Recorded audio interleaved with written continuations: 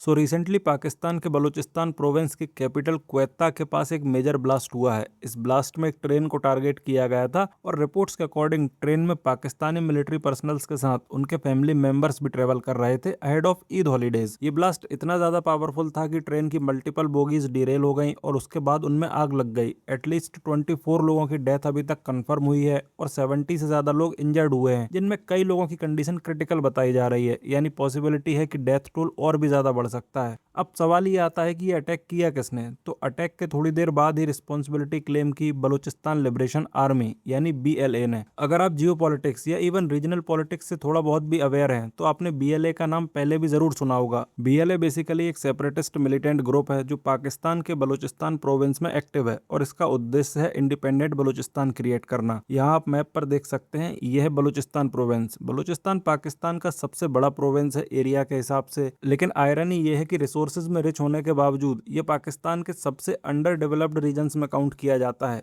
Natural gas, gold, copper, strategic coastline सब कुछ होने के बावजूद लोकल बलोच पॉपुलेशन को इसका फायदा नहीं मिल पाता। इस्लामाबाद और पाकिस्तानी आर्मी इस रीजन के रिसोर्सेज का फायदा तो उठाते हैं, लेकिन लोकल लोगों को उसका फेयर पॉलिटिकल और इकोनॉमिक शेयर नहीं मिलता। और इसी डिससेटिस्फेक्शन के चलते बीएलए धीरे धीरे पाकिस्तान आर्मी, स्टेट इंफ्रास्ट्रक्चर और स्पेशली चाइनीज लिंक्ड प्रोजेक्ट्स को टारगेट करता रहता है। लेकिन ये जो रिसेंट अटैक हुआ है ये सिर्फ एक और नॉर्मल ब्लास्ट नहीं है। इस ब्लास्ट में इंपॉर्टेंट है इसका नेचर, क्योंकि ये कोई सिंपल रेलवे ट्रैक पर बॉम्ब रखकर किया गया अटैक नहीं था। ये एक सुसाइड स्टाइल ब्लास्ट था जो मूविंग ट्रेन के पास एग्जीक्यूट किया गया, और अटैक भी ऐसे टाइम पर हुआ जब ईद की वजह से मिलिट्री मूवमेंट और ट्रैवल एक्टिविटी कंपैरेटिवली ज्यादा थी। बीएलए ने अपने स्टेटमेंट में स्पेसिफिकली क्लेम किया कि टारगेट पाकिस्तानी आर्मी पर्सनल्स थे। ऑल्दो इन्वेस्टिगेशन अभी भी चल रही है, लेकिन एक चीज यहाँ पर क्लियरली नोटिसेबल है, बीएलए के अटैक्स का पैटर्न धीरे धीरे चेंज होता हुआ दिख रहा है। अभी पिछले साल ही जफर एक्सप्रेस हाईजैकिंग हुई थी और अब क्वेत्ता ट्रेन ब्लास्ट। यानी अटैक्स न सिर्फ कंटिन्यू हो रहे हैं बल्कि उनकी प्लानिंग, एग्जीक्यूशन और टारगेट सिलेक्शन भी पहले से ज्यादा ऑर्गेनाइज्ड और कैलकुलेटेड लगने लगा है। एंड आप इस इंसिडेंट को सिर्फ एक आइसोलेटेड टेरर अटैक की तरह मत देखिए। ये ब्रॉडर बलूच इंसर्जेंसी, पाकिस्तान की इंटरनल सिक्योरिटी सिचुएशन और स्टेट रिस्पॉन्स को समझने के लिए भी एक इंपॉर्टेंट केस है। तो इस वीडियो में हम समझेंगे कि बीएलए किस तरह इवॉल्व हो रहा है, पाकिस्तान इतने सालों बाद भी इंसर्जेंसी को फुल्ली कंट्रोल क्यों नहीं कर पा रहा, और इसका लार्जर स्ट्रेटेजिक इम्पैक्ट क्या हो सकता है, स्पेशली इंडियन पर्सपेक्टिव से। सो जैसा कि मैं बता रहा था, बीएलए के अटैक पैटर्न्स धीरे धीरे इवॉल्व होते दिख रहे हैं। नॉर्मली पहले बलोच इंसर्जेंट अटैक्स काफी लिमिटेड स्केल पर होते थे, जैसे रिमोट हाईवेज पर सिक्योरिटी कॉन्वॉयज को टारगेट करना, रोड साइड आईईडी ब्लास्ट या फिर आइसोलेटेड चेक पॉइंट्स पर हिट एंड रन अटैक्स। मतलब क्विक अटैक करो, डैमेज क्रिएट करो और फिर डिफिकल्ट माउंटेनियस एरियाज और सुनसान इलाकों का एडवांटेज लेकर निकल जाओ। लेकिन अब अटैक्स का स्केल, टारगेट सिलेक्शन और एग्जीक्यूशन पैटर्न धीरे धीरे चेंज होता हुआ दिख रहा है। अभी पिछले साल जफर एक्सप्रेस हाईजैकिंग में हमने देखा था कि अटैकर्स ने सिर्फ ब्लास्ट करके स्केप नहीं किया, बल्कि ट्रेन को हाईजैक करके घंटों तक स्टैंड ऑफ क्रिएट किया, आइडेंटिटी चेक्स हुए और पूरे ऑपरेशन को इस तरह एग्जीक्यूट किया गया कि मैक्सिमम मीडिया अटेंशन मिले। और अब क्वेता ट्रेन ब्लास्ट में सुसाइड स्टाइल एग्जीक्यूशन, यानी बीएलए सिर्फ अटैक्स कंटिन्यू नहीं कर रहा है, वो अपने मेथड्स भी कंटिन्यूअसली चेंज और इंप्रूव कर रहा है। और बलूचिस्तान का एनवायरनमेंट वैसे भी पाकिस्तान के लिए इजी नहीं है। ये पाकिस्तान का सबसे बड़ा प्रोविंस है, कई एरियाज पहाड़ी और काफी आइसोलेटेड हैं, पॉपुलेशन भी कंपैरेटिवली कम स्प्रेड आउट है और बॉर्डर रीजन्स को लगातार मॉनिटर करना भी डिफिकल्ट है। इसी वजह से इंसर्जेंसी को कंप्लीटली कंट्रोल करना पाकिस्तान के लिए काफी चैलेंजिंग बना रहता है। और जब लोकल फ्रस्ट्रेशन, इकोनॉमिक इश्यूज और सेपरेटिस्ट थिंकिंग एक साथ कंबाइन हो जाते हैं तो फिर ऐसे कॉन्फ्लिक्ट जल्दी खत्म नहीं होते बल्कि सालों तक चलते रहते हैं। और देखिए, बलूचिस्तान पाकिस्तान के लिए सिर्फ सिक्योरिटी प्रॉब्लम नहीं है, ये इकोनॉमिकली और स्ट्रेटेजिकली बहुत ज्यादा इंपॉर्टेंट रीजन है। आपने सीपेक का नाम तो जरूर सुना होगा, China Pakistan economic corridor. China ने पाकिस्तान में बिलियंस ऑफ डॉलर्स इन्वेस्ट किए हैं पोर्ट्स, रोड्स, रेलवेज और एनर्जी प्रोजेक्ट्स में, और इनमें से काफी इंपॉर्टेंट प्रोजेक्ट्स बलूचिस्तान के रीजन से कनेक्टेड हैं, स्पेशली ग्वादर पोर्ट,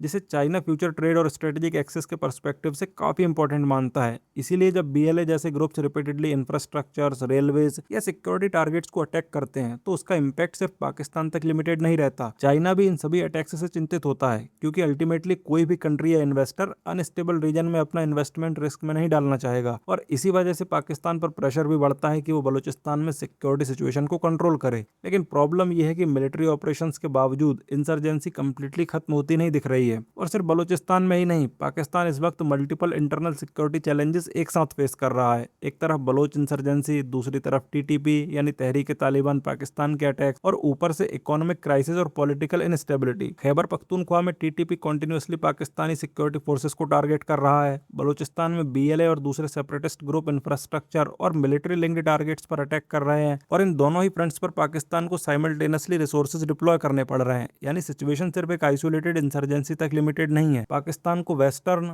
और साउथ वेस्टर्न दोनों साइड्स पर इंटरनल सिक्योरिटी प्रेशर फेस करना पड़ रहा है, और स्ट्रेटेजिक लेवल पर इसका इम्पैक्ट काफी इंपॉर्टेंट हो जाता है, क्योंकि जितना ज्यादा फोकस इंटरनल सिक्योरिटी ऑपरेशंस पर जाएगा, उतना ही ज्यादा मिलिट्री और फाइनेंशियल रिसोर्सेज भी वहां कंज्यूम होंगे। अब यहाँ पर आपको यह भी समझना होगा कि पाकिस्तान की सिचुएशन इंडिया को भी डायरेक्टली इंपैक्ट करती है। देखिए, ऑफिशियली वैसे तो इंडिया हर तरह के टेररिज्म और वायलेंट अटैक्स को कंडेम करता है, और डिप्लोमेटिक लेवल पर इंडिया की पोजीशन हमेशा से वही रही है, लेकिन स्ट्रेटेजिक रियलिटी को भी कंप्लीटली इग्नोर नहीं किया जा सकता। जब Pakistan multiple internal security fronts handle कर रहा हो, तो उसकी मिलिट्री का फोकस और रिसोर्सेज डिवाइड होने लगते हैं। यानी पाकिस्तान को अपनी मिलिट्री कैपेबिलिटी का एक बड़ा हिस्सा इंटरनल सिक्योरिटी और स्टेबलाइजेशन ऑपरेशंस में लगाना पड़ेगा, और इसका सिंपल सा स्ट्रेटेजिक इम्पैक्ट ये होता है कि पाकिस्तान के लिए एक्सटर्नल फ्रंट पर सेम लेवल का प्रेशर मेंटेन करना कंपैरेटिवली डिफिकल्ट हो जाता है। सिंपल लैंग्वेज में बोलूं तो जितने ज्यादा ट्रूप्स, सर्विलेंस सिस्टम्स और फाइनेंशियल रिसोर्सेज इंटरनल इंसर्जेंसीज को कंट्रोल करने में लगेंगे, उतना ही ज्यादा कम अटेंशन और फ्लेक्सिबिलिटी पाकिस्तान बॉर्डर सिचुएशंस पर दे पाएगा। और इंडिया के पर्सपेक्टिव से देखा जाए तो ये एक इंपॉर्टेंट फैक्टर बन जाता है, क्योंकि पाकिस्तान की पॉलिटिक्स कह लीजिए या सिक्योरिटी एस्टेब्लिशमेंट कह लीजिए,